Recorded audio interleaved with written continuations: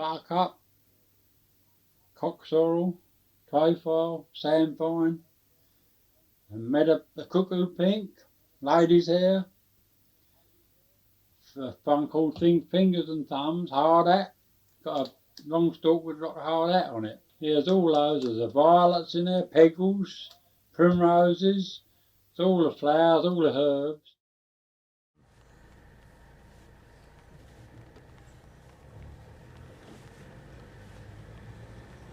Now, what's he doing with my grass? Something I probably should be doing. Oh, your grass? Yeah. My field.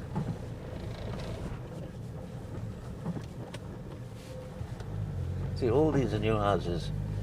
There used to be about 300 people in the village. Now there's, in the parish, there's over 1,500. So we're thinking of growing special seed for wildflowers and birds and butterflies. And funny enough, we'll get more money doing that than growing food. And that's it really annoys me, really. 2/3 of the world's starving. And yet we're encouraged to grow non-food for dicky birds.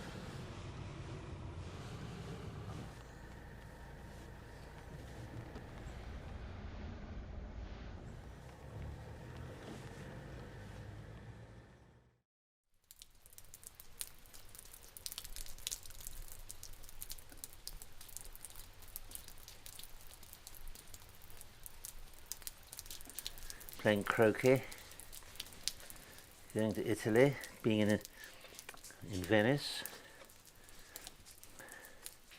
sailing. This is Knight's Farm. See, the garden ended. Oh, yeah. It wasn't a very big garden in those days.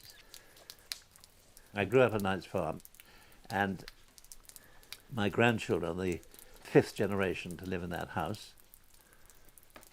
This is a map of the estate, and that's about 3 miles there, and about 1 mile there. At the moment we're here at Knight's Farm in Bunting's Green. We used to live at Abbott Shrubs, where this arrow is, and then here is Coedingane, and there's Halstead. And has the estate changed at all since this? Yeah, a lot of these fields now have been amalgamated. There's 1, 2, 3 fields there. Now there's just one. 1, 2, 3 fields there. Now there's just one. And here there's 1, 2, 3, 4 fields. Now it's just one big field. But I planted a new wood there. One becomes aware of one's surroundings from the age of sort of 3 onwards, and everything's brighter then. As Wordsworth said something, but forgotten what he said, but anyhow, everything was fresh and new, and one looked at things with amazed eyes. In those days, you went for versatility. You didn't just say, I'm going to be an expert in cider apples or pears or something. So there were pears and apples and cherries and quince and medlar and nuts, and then under that they grew currants and raspberries and strawberries and asparagus. Of course, we had masses of birds in those days, bullfinches in particular, like pecking the buds off fruit trees. So the job of somebody menial like me, small boy, would be to pull at ropes, and when you pulled at the rope, a cluster of tin, old ploughshares and tin cans and things would rattle and frighten the birds away. And then the fruit would be picked, almost always by women from the village. When I moved here, August Bank Holiday, I remember I'd moved from Uxbridge and previous towns. Within 3 weeks, I was apple picking. Oh yeah, that was the other thing. I've never done it in my life. Oh goodness, yeah, I was I'd earning forgotten money. all about that fruit picking. It was £8 a week. Well, yeah. That was a fortune. Anybody looking would have thought, oh, there's the land girls. I've been here 3 weeks. And sadly, the tenant farmer said, I can't make this pay. And he said to my father, can I heave the trees out? And I came back from working in quarters and found no orchard, just huge heaps of trees all being burnt.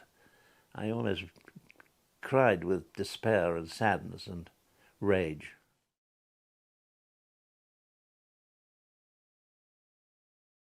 For as long as I can remember, I've loved interrogating maps, trying to unpick the lines and colours and contours and shapes. While working through the archives as part of this project, I came across a small patch of commons nestled in the bottom right corner of a sparsely sketched map. But by the time the next map was made, it was gone. What did our village lose in the erasure of this shared space? Of the 40,000 trees, I've probably seen every one and probably pruned every one. And of the hedges, I probably as a small boy crept along them looking for birds' nests. And so I feel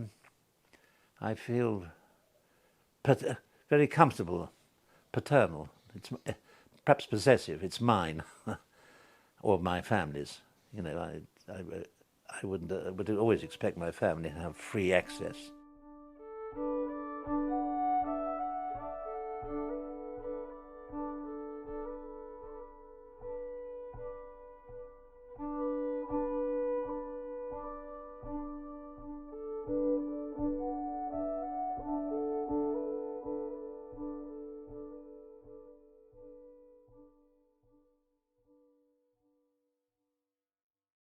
Look at that butterfly.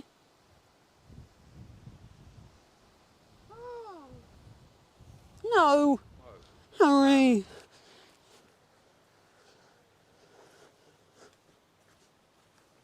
I don't even know the route this way. Yeah. Yeah.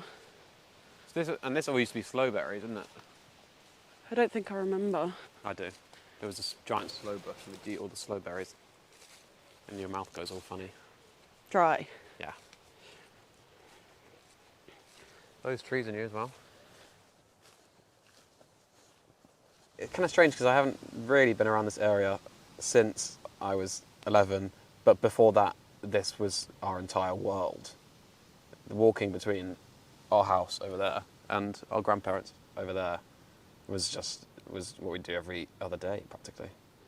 It was just like this was our walk. And also no one else was ever really here.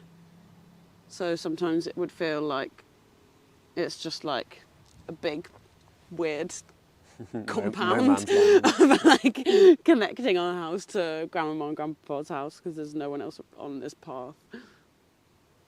I didn't realise this, but the reason no one else was on the path is because it is just private land and we were only allowed to walk here because we were Grandpa's.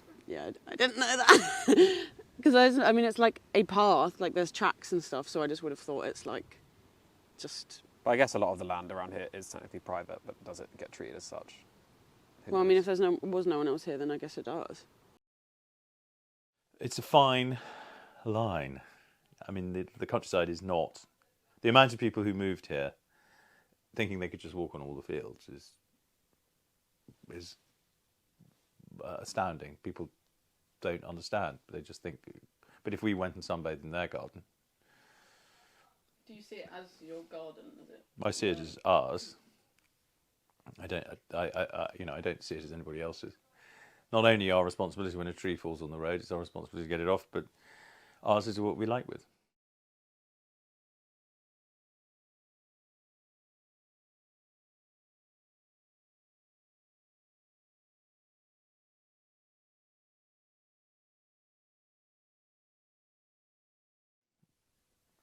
I mean, it depends if you believe in private property or not. I've had some very bitter and aggressive conversations with people saying, how dare you keep this field to yourself?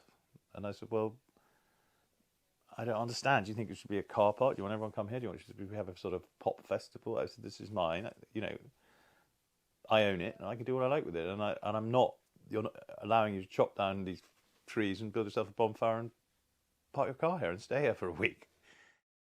I've actually trespassed on private property in Cambridge, but the primary school, they called the police. Oh yeah, well, in Colningane. And I've been called the police on. I climbed on the roof of M&S and got driven home in a police car. But that's quite different because that's actually just illegal.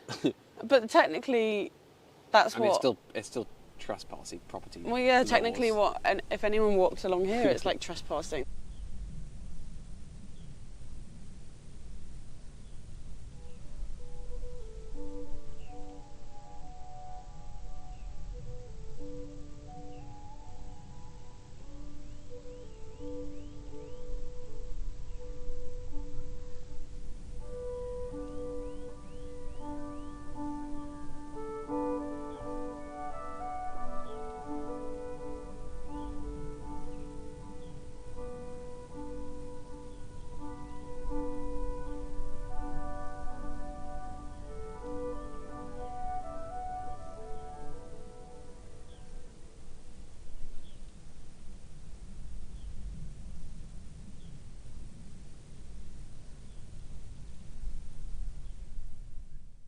If someone who lives over there wanted to walk along here, there's no signs. You know, I just would have thought, wouldn't they just ignore it as well? Like, who cares? Who gives a fuck? What's private land? I know Theresa May said she was very naughty when she's going around for a wheat field. Well, if I'd seen her, I'd have given her the bum's rush. What I do allow, I've got a little wood, and I allow the school children to go there, and they build little bonfires, and they roll over stones and look at the things underneath. I've been very lucky to be able to walk over 2,000 acres of land as I will, but the village children have to stick to footpaths, basically, and so it's nice for them to have an area where they can run about and be dangerous a bit and get stung by nettles and see squirrels and all that. They all walk from the school down the sandy track, what's left of it, go down the field. I think it's lovely because a lot of children, I think even in this area, probably aren't exposed to the wood and the nature. Now, Anton's father owned the wood, and then I think him and your grandfather swapped a field, as you did in those days, because it was more convenient. So it now belongs to your grandfather, which is where the children go. But I think he called it Martin's Wood. Yeah, okay, he's told me this. Oh, Oh, did he? Yeah. So that's why it's called Martin's Wood? Yeah, because it was originally owned by Anton's father, I assume. Yeah. Oh, that should keep that name, Yeah. shouldn't it? Yeah. It should keep that Yeah. name. That's lovely.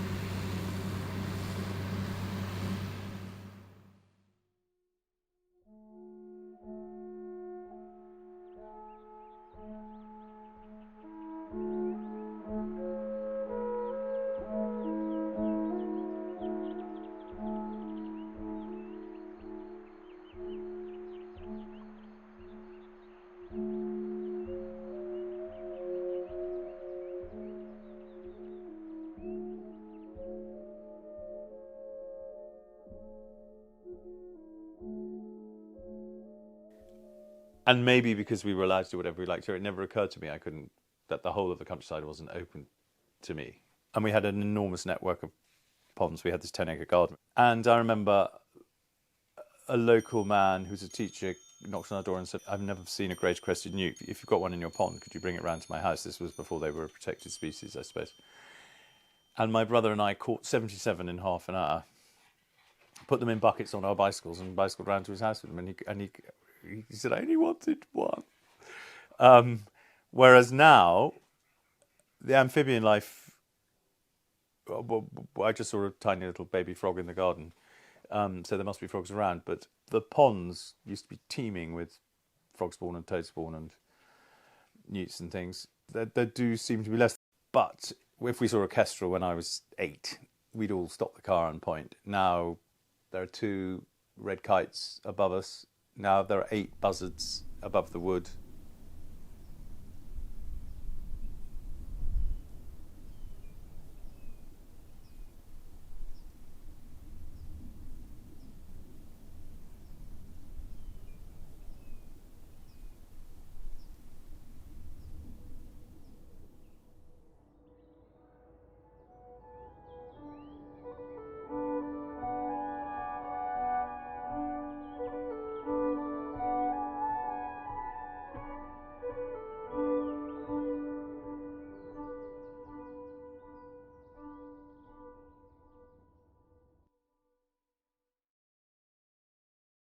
Must have been in the 60s and 70s. Probably Anton's dad was on the Braintree Council, and I think your grandfather was. And I thought it must have been really brave of them to have developed all the estates in the village, so Shellcroft, Old Croft, Rainbow Way.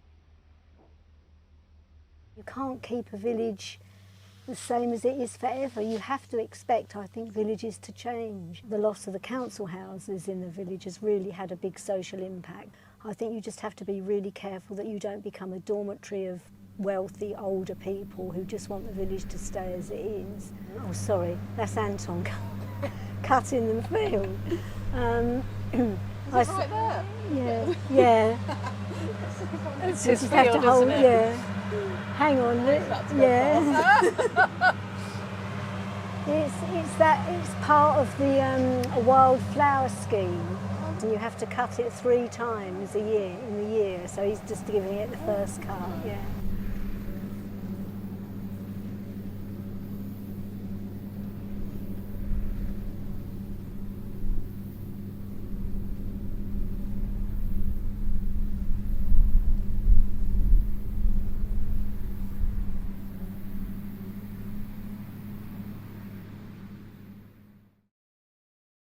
Was there a particular logic behind you doing the planting here? No, absolutely no logic. I would make much more money if I kept it to corn, but I like trees, I like the wildlife. The fields were very inconvenient. Poor old combine just went up for about 5 minutes and had to turn round again. So, rather self-indulgently, I planted these little woodlets.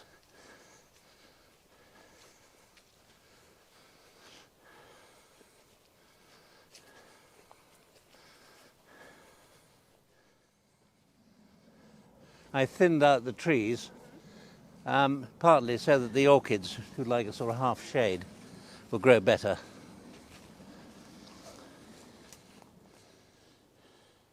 And a nice little clump here. Do you hear that? Yeah. That's a buzzard. Oh, yeah. When I was a child, we didn't have buzzards at all, or any big bird. Now we've even got kite.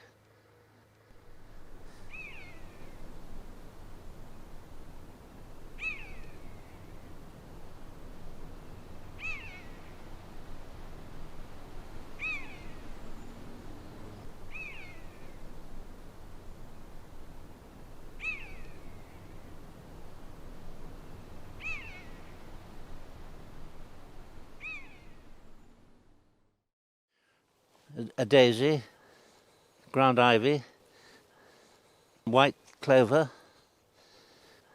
prickly ox tongue, hogweed, plantain, hempagrimony,